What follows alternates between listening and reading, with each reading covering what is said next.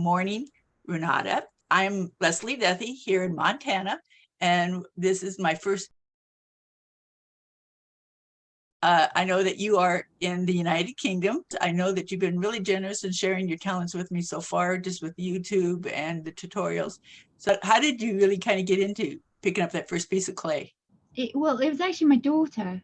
She was about 12, and she wanted to sell these friendship like bracelets to get money for. I think there'd been a tsunami, and she wanted to raise money. So I started making these little faces.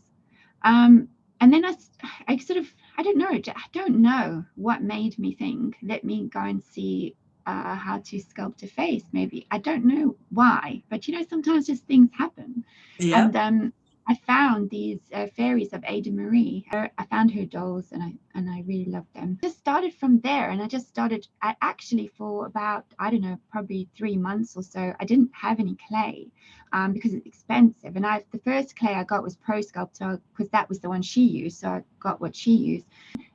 When you're first starting, that's kind of quite an expensive, and I didn't know whether I was going to be able to do it or not.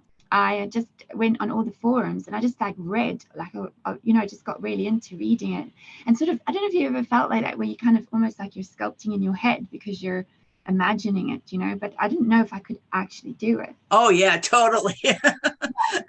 And then eventually I got my clay, and I did my first, head, and yeah, I went from there. Before then I'd been painting, but I was at a crossroads. I didn't know what to do because I had Mm. been a designer, a textile designer for many years. But that, just either go back to college and learn to design on the computer.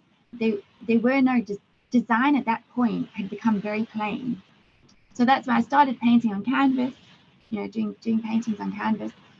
And then I found this, and then I was like, which one should I sort of put my effort? Decided to go with dolls. So that was where it all started. Well, I find that people say there's two different types of doll makers. There's the ones that make the dolls to show off their sewing, and then there's the ones that are frustrated portrait artists, which sounds like what you and I Yeah. are portrait artists. Saying you started with the Pro Sculpt, so what's your favorite clay? Because I think you kind of do a combination now, don't you? Yeah, I don't use Pro Sculpt at all. It didn't work for me. What I find is female on its own can be quite firm, and when you try to sort of blend a piece into what your work, it can almost like it's not cracking because it's still raw, but it kind of splits. It kind of does that split thing, where it's kind of tough, and it can be quite hard on your hands to condition it. But if you add in 50/50 Cernet, it just brings it to like quite a softer consistency for while you're sculpting. And then when you bake it, I bake it at 130 degrees, which is the Celsius, which is the Cernet temperature, and it makes a very strong clay. Now, I mean, I've heard this before on certain things, but does the humidity there where you're at affect the clay also? No, I don't. Okay. We don't have a lot of humidity though. I think polymer just doesn't really do anything until it's been baked. I mean, Mm. I wouldn't leave a sculpture not baked for more than sort of 3 or 4 days. What most people do, and I do as well, is you have your wire armature, and then you put your clay on, Mm. and then you put your first layer of clay, and then you bake that. So it's almost like a baked clay Oh, armature on the wire. yeah. So, and then you add your raw clay for the rest of the sculpture on top of that. That can leach the oils out of the raw clay. So the raw clay on touching the baked clay, it can leach some of the oils out of the raw clay into the baked clay, and it can dry out your clay. But that's only if you left it for like 4, 5, maybe 2 weeks. I don't know, 4. When you say that you're baking, I just assume that people are just putting these like in a kitchen oven type thing. Yeah. But yeah, knowing your pieces, you put like a wire armature inside your oven to bake with the clay on it then? Put your wire of your armature, and then you put this is baked on top. So I do a sort of shape for the chest and a shape for the hips. Then Right. I would also add clay on the arms and on the legs, so that you've got a layer of baked clay on your armature already Mm. before you start then adding more raw clay on top of that. So how Yeah. big is your finished doll then when you're done? Sorry about These ones are about 10 inches. Oh, okay. So I mean, it's not a real big piece going into your oven. So you see, so this is baked. Mhm. And then if you add raw clay on top of this, if you left that for, I don't know, I mean, you probably have to leave it a week or longer.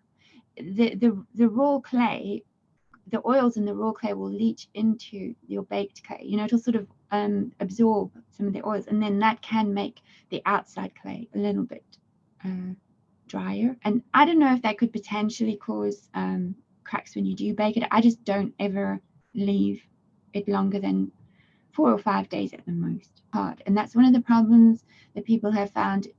It was a big issue in the old days, and I mean, I guess still anybody new coming in, it's really hard to know what baked clay feels like, you know, when it's fully cured. What level did you become to where you could tell that you could feel it, that you knew it was baked? You can see if you can press your nail into it. It should not leave a mark at all. Okay. So not a white mark or anything. So that would be one thing. You can peel at it, and when you peel it, it should roll off like you know, like a piece, a curl of plastic. Whereas if it isn't cured properly, it'll be sort of white, it'll go white and kind of crumble. So the only full cure that I would do would be at the end. I mean, this is fully cured, so this part would be. But when you're baking, so say I've got a sculpture here. So say you do the torso first. You want to bake it. Say you get down to about here and you want to bake it. Well, I would bake this for like 40 minutes, which is not enough to bake it fully. Okay. But the reason for that is because when you say then once it's out the oven and then you want to carry on, you might find that, oh, you need to adjust something here. And if that's fully baked, then it's going to be really hard to cut into.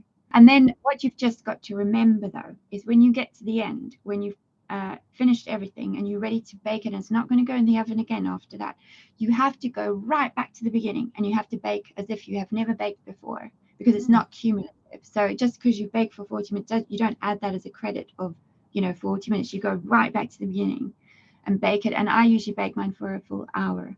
When you start working with something, you have to just keep working with it until Absolutely. you can. Yeah. Yes. And no one can kind of tell you how that feels. I have really appreciated the fact that you have shared your tutorials with me and have been really helpful with sharing them with the IDAR, especially because of the fact that the members can access them on our new website. How else can we find your work? So I have my YouTube channel. I also have Patreon. I think it works out to be about $5.99 or something like $8 a month. Some very basic tutorials, you know, how to do an arm. I just finished one that's a mermaid in a cup. We work through it. So every month there's an hour-long real-time tutorial.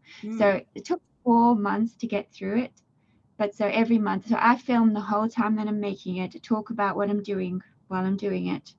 And then I gather all the clips and edit them